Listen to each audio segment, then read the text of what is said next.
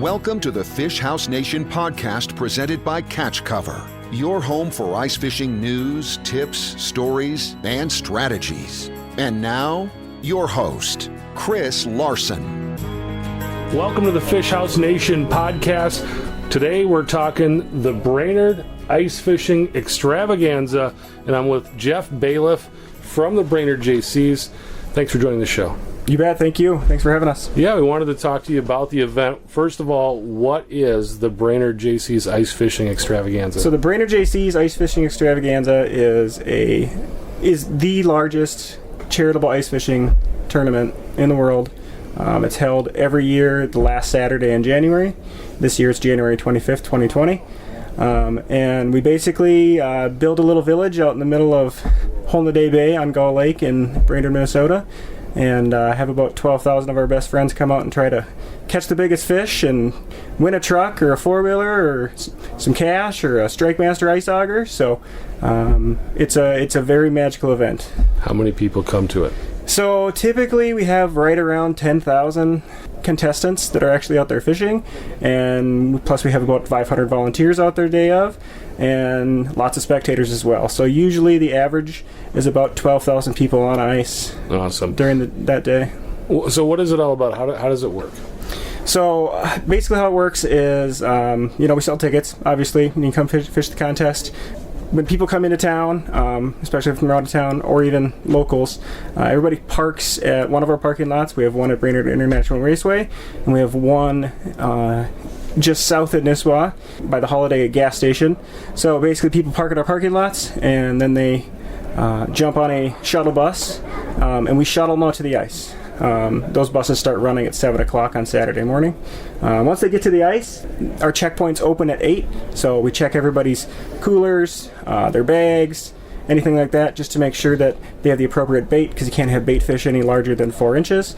Make sure they don't have any glass, any weapons of any sort, and then we let them in, and you go find a hole. So the day before, on Friday, we drill right around 16 to 18,000 holes with 60 to 80 volunteers. It takes about 4 hours, and so we drill those holes on Friday. So you go find a hole and you get set up and check your depth and get your Vexlar put in there, and then the party starts basically. So people have a lot of fun out there.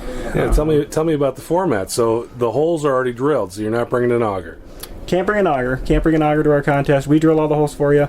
I would recommend bringing a chisel or something, because depending on the weather, especially if it's cold, they will freeze back in. So, but yes, we do pre-drill them all on Friday. And then after that, everybody kind of meanders about, drinks their beverage of choice, of course, and they come to our tents. They can come to the Mr. Heater Hotspot tent and check out all the Mr. Heater products. Check out our leaderboard by the main stage. We have a ton of vendors out there that are selling food and drinks and everything else. So it's super fun. It's magical to be part of it. Yeah, how does the fishing work? How does it work? As far as how the prizes are taken care of. So we have 150 prizes on our leaderboard for the fishing contest. First place is a truck. So Mills Automotive Group provides either a Ford F-150 or a GMC Sierra for the winner of the contest, and they get to pick which one they want. So it's pretty neat. And then we have every prize on the board's great, but we like to randomize the board some. So a lot of the bigger prizes are split up throughout the entire raffle. So for instance, 100th place is a brand new ice castle. Wow. So you can get 100th place and still get a great prize. Yeah. So, and then we also have a catch of the day. So how that works is it's a $5 sticker that gets added to your ticket. And how that works is we pick, usually about the Tuesday before the contest, we pick a species, as the committee picks a species what we want to do that year. And if you catch the largest fish of that species and you have the sticker, you win it's about a $9,000 package. It includes a Grandpa's Hideout ice castle, Strike Master ice auger, a Vexlar, an Aquaview, $500 cash, and I think a $250 gift card to Fleet Farm is on there too. So it's a great package. The cool thing about that is like last year, I think it was last year, I believe it was the guy that caught the biggest perch, because the perch was the catch of the day last year, and he didn't have the sticker. So he ended up not being able to get that $9,000 package, and it went to the next guy that had the next biggest perch that had the sticker. And so unfortunately for him, he should have spent the $5, but that's the chance you take, right? Right. So do people know what that fish is before the tournament, or when is that unveiled? Yep. So we usually, like I said, we usually pick that on like the Tuesday before. Of course, we post it out on the ice, but obviously we blast it out on our Facebook site and also on our internet site too, on icefishing.org. What species do you have categories for? So anything counts in our contest. It's biggest fish is basically how it works. So if you go out there and you catch a big northern or a big walleye, you're probably going to win. But we have a lot of tulipies that get registered, and so any species counts, whatever you catch. Awesome. That's Wild West, man. Yeah. That sounds like a blast. And everybody who gets in gets one line. Is that how that works? Well, you can legally fish 2 lines in Minnesota, but in our contest, you can fish 2 holes if you want, if you have 2 tickets. So it's 1 ticket per hole. So there's a lot of folks that buy 2 tickets and they fish 2 holes. So, and then gun goes off at noon. We have a cannon that we shoot off at noon, and everybody can drop their lines at that point and start fishing. And then at 3 o'clock it ends. Okay. So, but it's pretty neat once the cannon goes off to kind of just watch, because there's always fish right away, and to watch people come running in from a distance to come get their fish weighed. It's pretty cool. So, what is the environment like? It's crazy, to be honest. To have that many people in the middle of a frozen lake having a blast.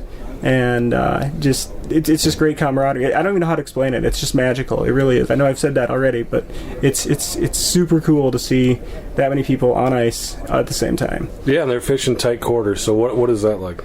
So we grid out our holes when we drill them. Typically they're 10 feet apart. So we'll run a grid with snowmobiles typically, and then we drill on the intersections, and we run those lines about every 10 feet. So you have a decent amount of space for you to work with. But yeah, I mean, they get bunched up for sure. Yeah. There's certain areas of the contest that people like better than others, depending on what they're fishing for. So you could have a lot of space, or you might have a lot of people around you, depending on where you pick. But super neat. What's your favorite story from the tournament? My favorite story from the tournament, I would have to say, just seeing the reaction of some of these folks when we get to interview them after the contest is over, and the guy that wins the truck is to come up and talk about how he caught his fish. But honestly, I mean, there's so many good stories. I don't know if I can pick a favorite, but I just love the contest, and I have a really, really good committee that helps put this on every year. I have the honor of leading them this year, but it takes a really, really big army to keep this thing going every year.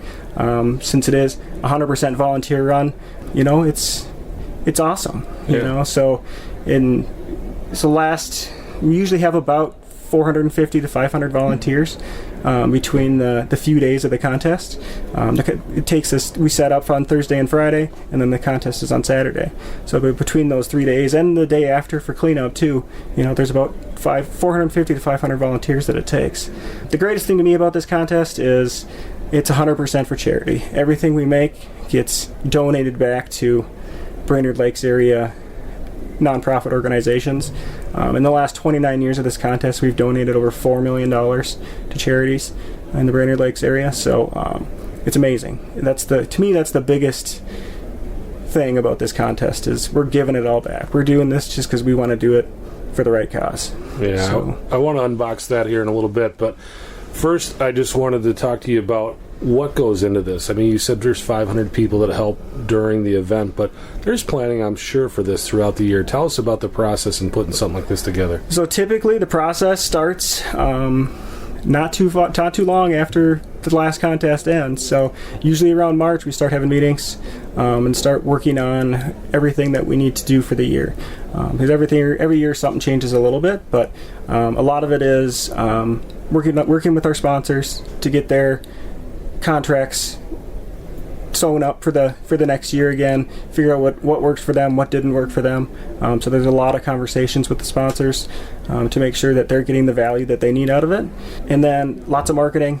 So we're always working on marketing, trying to find different ways to get the word out and get more people to come to our contest. And so there's probably 40 to 50 different roles on the committee that all have to happen at some point throughout the year. And some of them have to be worked on earlier than others, and some are, just day of type jobs. But it takes us about a 10-month process, but we've been doing it for so long that it has really become a machine. Mm-hmm. And the cool thing about it too is the machine is well organized to the point where, we have members that come in, come out, that type of thing all the time, and roles change.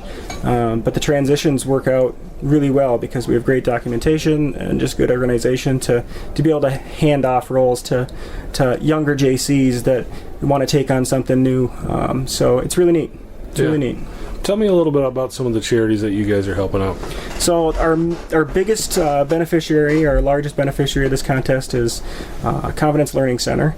So what they do is provide camper days and events and activities for individuals with mental and cognitive disabilities. They help these folks get out there and do ice fishing or fishing in the summer or rock climbing, and they just have a ton of different things that they help these folks do that they couldn't otherwise probably do in their home environment. Mm-hmm. And it's an amazing organization that provides really, really cool things for these folks. So they are our main beneficiary of this contest. And then we have about 50 other charities that we donate to as well. Most of those charities are folks that help us. So that's where we get a lot of our volunteers, is the other groups that come out and they come, they'll send 10 people out and help ride buses and load buses for our contestants, or they'll help us with perimeter security at the event, or inner security, or selling tickets, or raffle tickets. We have a lot of outside groups that sell raffle tickets for us before the event, and they do that to raise funds for themselves too. So that's where we get the majority of our volunteers. That's kind of how donations get selected too, is based on how much manpower was provided to help us get this contest rolling. So, but we have a solid base of folks that come back every year to help us, and it's neat. It's super fun. Tell me about the organization. What are the Jaycees all about? So the Jaycees, how I like to say it, is they're a leadership development organization for younger individuals. So people that are 18 to 40 can be a member of the Jaycees. The Brainerd Jaycees chapter has about 120 members right now, and so what we do is try to provide leadership development opportunities, helping us with projects, planning projects, new concepts. So basically it's a really good way to A, meet some great friends, and B, work on your life skills as well. So it's very fun to be part of. Yeah, what I found super interesting, we were talking before, is that at 40 you're out. Yeah.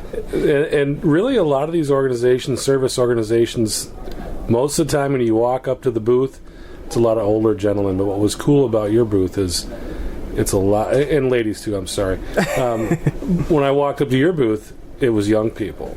You bet. And that's very cool. So that is one of the rules of the Jaycees in general is, once you turn 41, you can't be a member anymore, is kind of how it works. You'd be an alumni member or something, that kind of thing. But at that point, you lose your vote, and, they want you to move on, because the Jaycees is for, to develop those younger folks. And, you can't do that if you let people stay in it, right, indefinitely. So I understand the concept. Yeah. It'd be a sad day when I have to step down, but that just means that's the next chapter of my life has to start. So Yeah. No, that's really very interesting and very cool. I thought that was very cool. Yeah. It's the 30th anniversary event. You guys doing anything special for your 30th year? We've done a few things. So we partnered with a brewery in Brainerd this year, Roundhouse Brewery, and they actually brewed a new flavor for us. It's called Ice Auger Blonde Ale. It's being distributed by C&L Distributing and sold in pretty much every liquor store in the Brainerd Lakes area and wherever, and however far they reach. I heard about Maple Grove area is about the farthest south it's made it so far, but super good beer. So that's pretty fun. They designed a really cool can for us. Of course, we'll do a few other fun things on the ice too, but nothing major that we have super planned. But I mean, it's a great year. It's 30 years, but nothing. We'll have a few fun things which we're working on still, but yeah, nothing too crazy. Is there anything I didn't ask you that's important?